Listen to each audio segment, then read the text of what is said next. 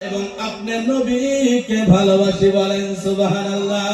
আর মন যদি দিতে হয় নবীকে দিও ভালো, যদি এই নবীকে বাইশা মন যদি দিতে হয় নবীকে দিও ভালো, যদি নবীকে বাইশাও তোমার দুঃখ বেদনা যিনি সইতে পারে না, তোমার দুঃখ বেদনা যিনি সইতে পারে না, ওই নবীজির মুহাব্বতে মিলাদ পড়িও মন যদি দিতে হয় নবীকে দিও ভালো, যদি বাঁচতে হয় আমার নবীকে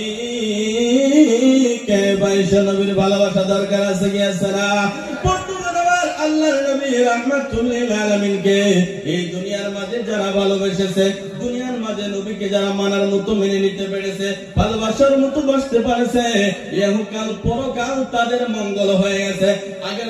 আগের যুগে যদি আমরা দেখি নাই, কিন্তু যারা আশিকে রাসূল বর্তমানে ইন্টারনেটের যুগের মধ্যে দেখা যায় 20 বছর আগে দফন করেছে, 20 বছর পরে লাশ বাইর হয়েছে, কাপড়ে পর্যন্ত মাটি ধরতে পারে নাই বলেন সুবহানাল্লাহ। আপনারা দেখছেন কি দেখছেন না? জোরে বলেন দেখছেন কি দেখছেন না? বর্তমানে কিছু প্রাইভেট আছে বলেন নবী ময়রা মাটির সাথে মিশে গেছে, নাউযুবিল্লাহ বলেন না? নবী কি মরে না জিন্দা? এই সুন্নি ভাইরা বলেন নবী মরে না জিন্দা? নবী জিন্দা, সমস্ত নবীরা জিন্দা। ইন্নাল আম্বিয়া আহইয়াউন ফি কুবুরিহিম ইউসাল্লুন, সমস্ত নবীরা কবরে জিন্দা, ওরা নামাজ আদায় করে বলেন সুবহানাল্লাহ। আজকে যারা বলেন নবী মারা গেছে তাদের কথা শুনবো না নবীর কথা শুনবো? তাদের কথা মানবো না সাহাবার কথা মানবো? নবী জিন্দা। আহলে সুন্নাত ওয়াল জামাত মাসলুকে আলা হযরতের প্রসিদ্ধ আকীদা, নবী কবরে দুনিয়াবি হায়াতের সাথে জিন্দা বলেন সুবহানাল্লাহ। কি বলতেছিলাম বাবারা আমার, আল্লাহর নবী রাহমাতুল লিল আলামিনের প্রেম নিয়ে দুনিয়াতে কাটাইবেন বাবা। যারাই নবীর সঙ্গে প্রেম করেছেন, ভালোবেসেছেন, নবীর প্রেম যাদের দিলের ভিতরে আছে, নবীর প্রেম নিয়ে কবরে যদি যাইতে পারবে বাবা, আপনার ইহকাল পরকাল মঙ্গল হয়ে যাবে। নবীর প্রেম নিয়ে যদি কবরে থাকে, কবরে আপনার শরীর খাওয়া তো দূরের কথা, আপনার কাফনেও মাটি লাগতে পারবে না। दरे मुस्तफा से मिली जिसको चिट्ठी, दरे मुस्तफा से मिली जिसको चिट्ठी, अरे पुकारेगी उसको मदीने की मिट्टी, पुकारेगी उसको मदीने की मिट्टी, कहीं दफन कर दो जनाजे को लेकिन कहीं दफन कर दो जनाजे को लेकिन वो पहुंचेगा मदीना खचकते बोलें सुबहानल्लाह। নবীর প্রেমের কথা কি বলবো, শেষ কথা বলে চলে যাও তো লম্বা আলোচনা করার দরকার পড়ে না। ভাইরা বাবারা আমার, আল্লাহর নবী রাহমাতুল লিল আলামিনের সাহাবায়ে কেরামরা একবার একটা যুদ্ধ হলো, ওই যুদ্ধের ভিতরে অনেক মুসলমান শহীদ হয়ে গেছে, অনেক কুফাররা কাতল হয়ে গেছে। বন্ধুগণ আমার, হিরাকল বাদশার সঙ্গে যুদ্ধ, কার সঙ্গে? জোরে বলেন কার সঙ্গে? মুসলমান বাবারা ওকেটা শুনি না, অন্তরের দিল দিয়ে শুনবেন, ইমান তাজা করে যান রে বাবা। আজকের যুগে চায়ের হোটেলে মানুষের ইমান বিক্রি হইতে আছে, 10 টাকার জন্য ইমান বিক্রি হইতে আছে। আজকে আপনি যে যুগের ভিতরে আমরা পড়ে আছি, আজকে সিয়াসতের মধ্যে চলে যান, মানুষের ইমান নাই। কার কাছে কার ইমান বেচা খাইতে আছে বাবা। বর্তমানে হিন্দুস্তানের পরিস্থিতি বেশি ভালো না, সব কথা কইলাও বলা যায় না, একটু ইশারা দিলেই বুঝে যাবেন আমি কি বলতে চাই। আমার ভাইরা বাবারা আমার, হিরাকল বাদশার সঙ্গে যুদ্ধ চলতে আছে। যুদ্ধ করতে করতে করতে করতে মুসলমানের পক্ষে বিজয় হয়ে গেল। আল্লাহ তাআলা মুসলমানের বিজয়তা দান করে দিলেন। কিন্তু মুসলমানের পক্ষ থেকে 3 জন যুবক তাদের হাতে ধরা খেয়ে গেল, গোলাম হয়ে তারা নিয়ে গেল, গোলাম বানিয়ে তাদের 3 জনকে নিয়ে যাওয়া হলো। ভাইরা বাবারা আমার, ইমানকে কেমনে বাঁচাইবেন। বর্তমান যুগে অনেক ময়দানের ভিতরে অনেক ধরনের দল আছে, আপনি কোন দলের মাঝে যাবেন? এই দল বলে সেই দল ভালো, এই দল বলে সেই দল ভালো, এটা মানবেন না সেইটা মানবেন। আমরা মুসলমান বিপদে আছি, ঠিক কি ঠিক না? বন্ধুগণ আমার কথাগুলো একটু কান দিয়ে শুনে যাইবেন রে বাবা। এই ইমানটা এমন দামি বস্তু, ইমান নিয়ে যদি আপনি কবরে যাইতে পারেন, নসিব যদি ভালো হয়ে যায়, এই ইমানের বদৌলতে আল্লাহ রাব্বুল আলামিনের জান্নাতে চলে যাবেন। বলেন সুবহানাল্লাহ। যুদ্ধ হইল, এই যুবক ভাইয়েরা একটু কথাটা শুনে যাও কেমন করে তারা ইমান বাঁচাইছে। 3 জন ব্যক্তি ধরা পড়ে গেল, 3 জন ব্যক্তিকে ধরে নিয়ে গেল বেঈমানেরা। ধরে নিয়ে যাওয়ার পরে এবার 3 জনকে হেরাকল বাদশা রোম সম্রাটের সামনে পেশ করে দেওয়া হলো, সামনে দাখিল করে দেওয়া হলো। তারা 3 জন রোম সম্রাট বাদশার সম্মুখে দাঁড়ানো, হেরাকল বাদশার সম্মুখে দাঁড়ানো। হেরাকল বাদশা ডাক দেয়া বলে, হে যুবকরা, তোমাদের জানের কি তোমাদের কাছে মায়া নাই? তোমরা তো একজন যুবক মানুষ, তোমরা কি চাও তোমাদের জান এমনি এমনি চলে যাক?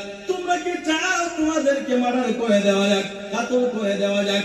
এবার যখন হিরাকল বাদশা বলতে আছে, এবার 3 জন ধরে একটা জবাব দিলেন, একটা জবাব দিয়ে দিলেন, আমরা মুহাম্মদ আরবি নবীজির গোলাম, আল্লাহর নবী রাহমাতুল লিল আলামিনের গোলাম, আমাদের জান যাকার থাক, আমরা কোনদিন ঈমান বিক্রি করতে পারি না। 3 জন ভাইকে ধরে নিয়ে যাওয়া হলো। এবার বাদশা আরো একবার ডাক দিয়া বললেন, একবার আবার সুযোগ দিয়া বললেন যে, হে 3 সন্তান, হে যুবকেরা, এখনো সময় আছে, তোমাদের ধর্ম বাদ দিয়া দাও, ইসলাম ধর্ম বাদ দিয়া দাও, ইসলাম ধর্ম বাদ দিয়ে সেই ধর্ম গ্রহণ করে নাও, খ্রিস্টান ধর্ম গ্রহণ করে নাও, তোমাদেরকে মেরে ফেলা হবে না, তোমাদেরকে ছেড়ে দেওয়া হবে। এবার 3 সন্তান ডাক দিয়া বলেছেন, আমাদের জান বেশি দামি নয়, আমাদের ঈমান বেশি দামি। আমরা বলতে পারি সারা দুনিয়া আমাদের থেকে বিচ্ছিন্ন হয়ে যাইতে পারে, কিন্তু মুহাম্মদ আরবি আমাদেরকে যে ঈমান দিয়েছে, এই ঈমান কোনদিন বিক্রি করতে পারি না।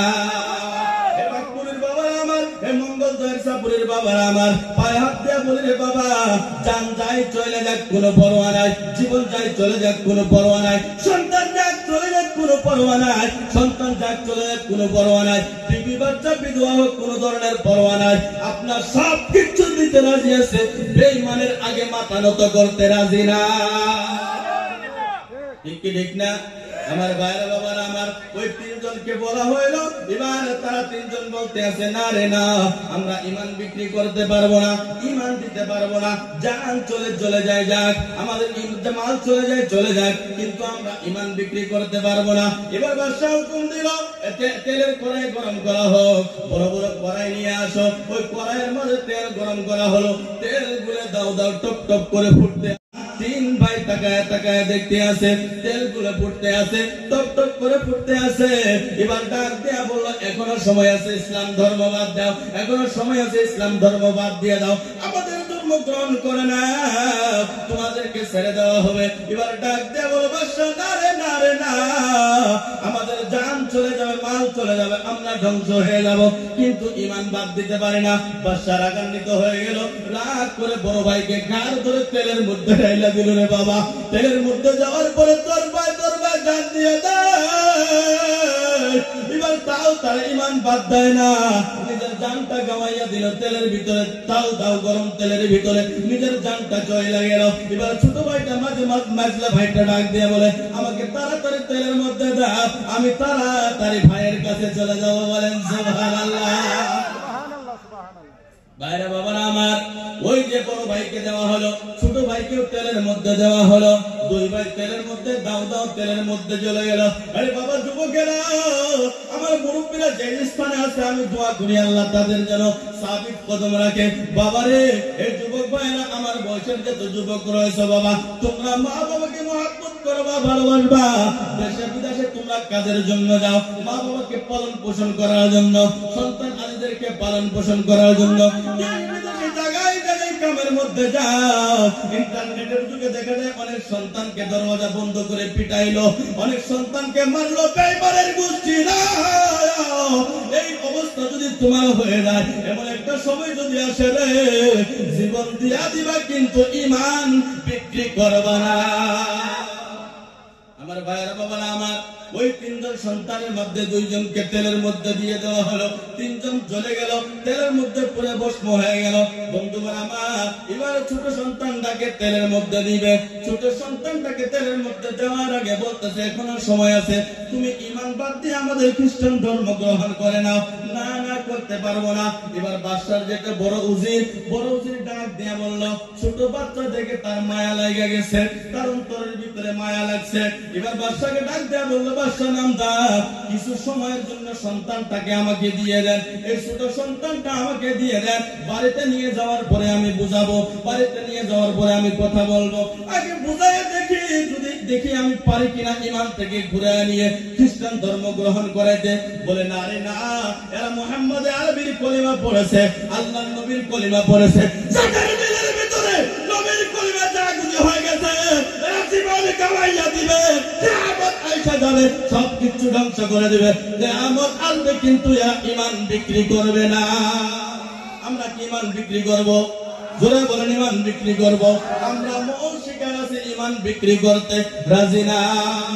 আর বাবা আমার, ওই ছোট্ট সন্তানটাকে নিয়ে গেল, 18 বছরের যুবক, আমার মতো 18 বছর একজন যুবককে নিয়ে গেল, নিয়ে যাওয়ার পরে বাড়ির মাঝে এক কামরার ভিতরে, রুমের ভিতরে বন্ধ করে দিল। বন্ধ করে দেওয়ার পরে ওই খ্রিস্টানের একটা মেয়ে ছিল, সুন্দরী যুবতী রূপসী নারী। আমরা মুসলমান, আমাদের নজর তো অন্যর দিকে যাইতে পারে না। আল্লাহ রাব্বুল আলামিন ডাক দিয়ে বলেন, ইয়া আইয়ুহাল্লাযীনা আমানু ইয়াগুদ্দু মিন আবসারিহিম, হে মুমিন বান্দারা, তোমরা তোমার নজরটাকে নিজে রাখো, অন্য নারীর দিকে নজর দিও না। আমরা দেখি কিনা মুরব্বীরা মাঝে সময় দেখি যাইতেছে, স্কুলের সময় হয়েছে তো টুকটুক আছে কি আছে না, যুবকরা তো মুরব্বীর যদি অবস্থা এই হয়ে, যুবকের অবস্থা কি হবে, ঠিক না? আমার ভাইরা বাবারা আমার, ওই সুন্দরী যুবতী নারী সুন্দর করে সাজাইয়া ডাক দিয়ে বলতেছে, মারে মা, এক যুবককে ধরে নিয়ে এসেছি, যদি তুমি তাকে ফুসলাইয়া, যদি তুমি তাকে বরগলাইয়া, যদি তুমি তাকে কথা বইলা, কাছে বসে তার ঈমান যদি ধ্বংস করে দিতে পারো, খ্রিস্টান ধর্ম যদি গ্রহণ করাইতে পারো, তাহলে বাদশার দরবার থেকে বড় ইনাম পাওয়া যাবে। মহিলা বলে, এই ঈসাইয়তের ভিতরে আমার মতো সুন্দরী যুবতী আর কেউ নাই। আহা, আমাদের সমাজের ভিতরে কিছু নারী আছে কিনা শরীরের বাহাদুরি করে কি করে না? আরো জোরে বলেন, করে কি করে না? যদি হয় হাই পাই, তাকি দাই পেট পিটে কাপড় নাই, জোরে কোন কথা ঠিক কিনা?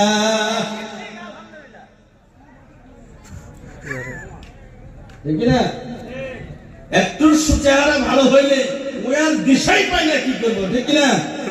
আর যেটা একটু কমজোর, এটা বোরকা মাথা দিয়ে চলে, বোরকা পয়রা চলে।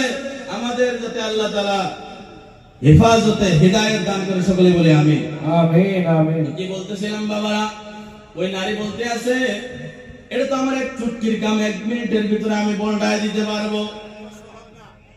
আমরা মুসলমানরা তো বর্তমানে তাই দেখবেন, বাগপুরের সন্তান গুয়াহাটি কামে গেছে, গুয়াহাটি যাইয়া 2 দিন কাম করে গেছে, একজন সাথে নিয়ে আইছে, আছে কি আছে না? আছে কি আছে না? আমার ভাইরা বাবারা আমার, ওই যুবতী নারী এবার রাত যখন হয়ে গেল, অন্ধকার ছায়া গেল, এবার ওই যুবকের রুমের ভিতরে ঢুইকা গেছে। যখন যুবকের রুমের ভিতরে ঢুইকা গেছে, এবার যুবক ওই মহিলার দিকে তাকায় না, কারণ আল্লাহ বলেছেন, ইয়াগুদ্দু মিন আবসারিহিম, ইয়াগুদ্দু মিন আবসারিহিম, ইয়াগুদ্দু মিন আবসারিহিম, নজর নিচে করো, নজর নিচে করো। আল্লাহর কথার উপরে আমল করে না, যুবক মহিলার দিকে তাকায় না, সারা রাত কুরআন তেলাওয়াতে কাটায় দিয়েছে। বলেন সুবহানাল্লাহ, সুবহানাল্লাহ। কুরআন তেলাওয়াত করতেছেন, বিসমিল্লাহির রহমানির রহিম, ইযাস সামাউ ফাতারাত ওয়া ইযাল কাওয়াকিবু তাসারাত ওয়া ইযাল বিহারু ফুজ্জিরাত سجرت وإذا القبور بعثرت علمت نفس ما قدمت وأخرت يا أيها الإنسان ما غرك بربك الكريم সারারাত যাই তিলাওয়াত করে পবিত্র কুরআনুল কারীমের তিলাওয়াত করতে আছে। সারা রাত নারী একবার সামনে যায়, একবার পিছনে যায়, একবার দাঁয়ে যায়, একবার বাঁয়ে যায়। ওরে ইমানদারেরা, এই যুবকরা, এই যুবকের মতো ইমান তোমরাও সৃষ্টি করো, যাতে অন্যের দিকে আমাদের নিগাহ না ওঠে। সারা রাত চলে গেল, সকালবেলা যখন ঘর থেকে বাইরে হয়ে যায়, বাবা মনে করছে কাম হয়ে গেছে। বাবা কি মনে করছে? বাবা মনে করছে কাম হয়ে গেছে। বর্তমান যুগে আমাদের সমাজের ভিতরেও, আমাদের এলাকার ভিতরেও এমন খবিস মা রয়েছে যে মেয়ের সঙ্গে অন্যর সন্তানকে দিনের বেলায় নিজের বাড়িতে কথা কয়, মা বাবা বাধা দেয় না। আছে কি আছে না? আছে কি আছে না? বসে আসে ভাইরা বাবারা আমার। সারা রাত চলে গেল, বাবা মনে করছে কাম হয়ে গেছে। জিজ্ঞাসা করলে, মারে কি খবর? বলে, বাবা ওই তো আমার দিকে তাকাই দেখে না। সুবহানাল্লাহ, ওই তো আমার দিকে তাকাই না। মনে হয় ওর কোনো ভালো দিন আছিল, সারা রাত কোরআন তিলাওয়াত করছে। আজকে যদিও হয় নাই, কালকে কাম তামাম করে দিব। কিন্তু দেখা গেল কালকে যখন রাত হয়ে গেল, আরো সুন্দর অর্ধ ল্যাংটা হয়ে সেই মহিলা আসলো। আল্লাহর নবী রাহমাতুল লিল আলামিন হাদিস শরীফের মধ্যে বলেছে, আখির সময়ের ভিতরে শেষ সময়ের ভিতরে এমন কিছু মহিলা হবে, কাপড় পিন্দার পরেও ল্যাংটা হবে। সাহাবারা কথাটা বুঝলেন না। ইয়া রাসূলুল্লাহ, নবী গো, কাপড় পিন্দার পরে মানুষ কেমন আবার ল্যাংটা থাকে? কাপড় পিন্দার পরে মানুষ কেমনে ল্যাংটা হয়? আল্লাহর নবী রাহমাতুল লিল আলামিন ডাক দিয়ে বললেন, সাহাবারা এমন ধরনের টাইট কাপড় পিন্দিবে, দূর থেকে দেখা যাবে নারীর কি অবস্থা। ওই যুগের নারীর দরদ বলিতে লাগে শরম, এই যুগের নারীর দরদ বলিতে লাগে শরম। সকালবেলা বোরকা পরে, বিকাল বেলা ওড়না নাই। দাদু ভাই, ডিজিটাল যুগ বুঝি এটা। আরে বাবা, আমার 2 নম্বর রাতের ভিতরে কি বলতেছিলাম খেয়াল আছে? 2 নম্বর রাতে সেই মেয়ে অর্ধল্যাংটা হয়ে সন্তানের কাছে চলে গেল। বড় গলাবে শয়তানি শুরু করবে। এবার সন্তানের কাছে যাওয়ার পরে এবার দেখা যায় সন্তানটা মেয়ের দিকে না তাকায়া সারা রাত রুকআউ ওয়া সুজদাউ ওয়া কিয়ামা এমন নিয়ত করছে, সারা রাত ইবাদতের ভিতরে কাটায় দিয়েছে। সুবহানাল্লাহ, নারে তাকবীর, নারে রিসালাত, মাসলাকে আলা হযরত পবিত্র উরুস মুবারক কি মুফতি মেহদি আলম সাহেব কিবলা কি নারে তাকবীর। সারা রাত ইবাদত করতেছে। আমরা কয়দিন ইবাদত করি? আল্লাহ রাব্বুল আলামিন বলেন, ওয়াল্লাযীনা ইয়াবিতুনা লিরাব্বিহিম সুজদাও ওয়া কিয়ামা। আল্লাহ রাব্বুল আলামিনের নেককার বান্দা তারাই হয়, আল্লাহর মেহবুব বান্দা তারাই হয় যারা সারা রাত রুকু সিজদা করে করে রাত পোষাইয়া দেয়। ওই যে আল্লাহর ওলি, আল্লাহর মেহবুব বান্দা সারা রাত দাঁড়িয়ে আছে, ইবাদত করতে আছে। দেখা গেল মেয়ে অর্ধ ল্যাংটা হয়ে আসলে 2 নম্বর দিলেও তাকায় না, 2 নম্বর দিলেও তাকায় না। এইভাবে একদিন চলে গেল তাকায় না, 2 দিন চলে গেল তাকায় না, 3 দিন চলে গেল তাকায় না, 4 দিন চলে গেল তাকায় না, 5 দিন চলে গেল তাকায় না, 10 দিন চলে গেল তাকায় না, 20 দিন, 30 দিন, 40 দিন চলে গেল তাকায় না। আর আমরা যদি 1 মাস কারোবারে জাগিয়ে থাকি, 1 মাসে কাম তামাম হয়ে গেছে। ওই এক ব্যক্তি বলে নিয়ে যাবে আমার মেয়েরে, নিয়ে যাবে, বউটারে কেড়ে নিয়ে গেলি, বউটারে কেড়ে নিয়ে গেলি। ভালো ছিল ভাইরা বাবারা আমার। মনে হয় আমার সময় শেষ হয়ে আসতে, যেহেতু আরো উলামায়ে কেরাম আছে, কষ্ট পাইবেন না। আর 10-15 মিনিটে আমার কথা শেষ হবে যাবে।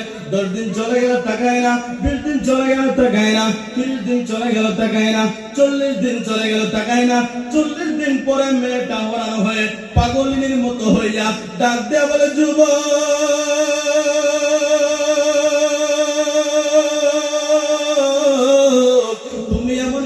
দিকে তাকাইয়া থাকো সারা রাত।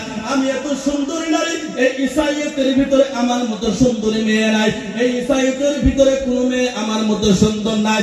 যুবক রে, সারা রাত তুমি কানে হাত দিয়া বুকে হাত বাঁধা দাঁড়াইয়া দাঁড়ায় কাকে দেখো? আমার দিকে কেন একবার তুমি তাকাইয়া দেখো না? আজকে 40টা দিন পার হয়ে গেল, আমার দিকে কেন তুমি দেখলা না? আমার ভাইরা বাবা, আমার ওই সুন্দর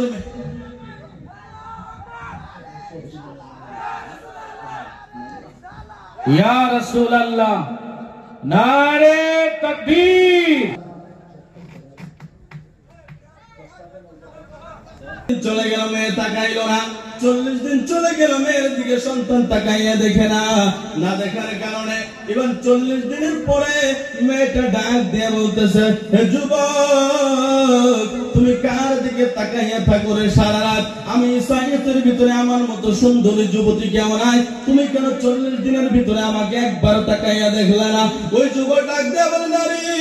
ওই যুবক ডাক দিয়ে বলে, মহিলা, শোনো শোনো শোনো, আমি যার দিকে তাকাইয়া থাকি তিনি হলেন আমেলার নাম, দু জাহানের বাদশাহ, রাহমাতুল্লিল আলামিন, যে নবীর কারণে আল্লাহ তাআলা দুনিয়া বানাইছেন, আখিরাত বানাইছেন, সবকিছু বানাইছেন। তিনি হলেন আমাদের আখিরি নবী মুহাম্মাদুর রাসূলুল্লাহ। আর যার চেহারার ভিতরে, যার চোখের ভিতরে নবীর চেহারা আছে, তাই কোন দুনিয়ার দিকে তাকায় দেখতে পারে না। যখন এই কথা বললো রে বাবা, আজিব একটা রং হয়ে গেল।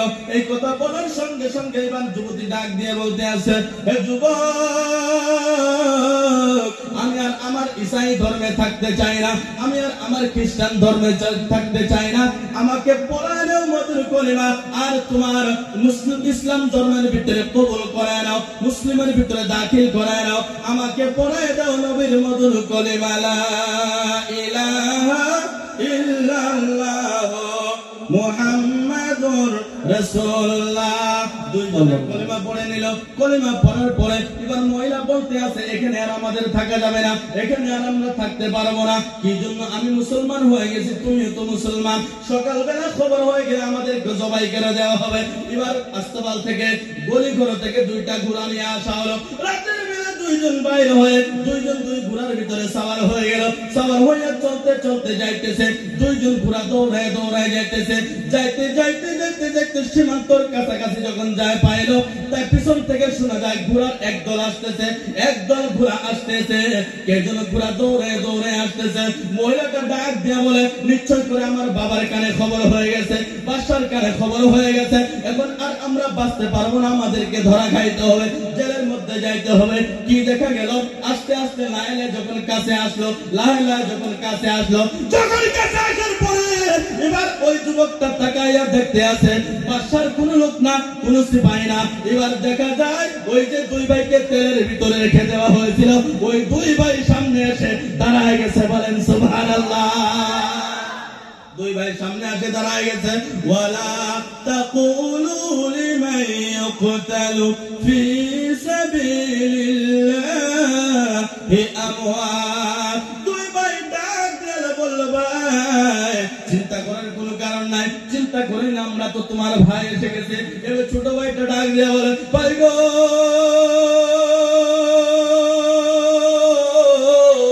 তোমরা তো তেলের মধ্যে পুরে ছাই হয়ে গেলা, তোমরা তো চলে গেলা, এখানে কিভাবে আসলা?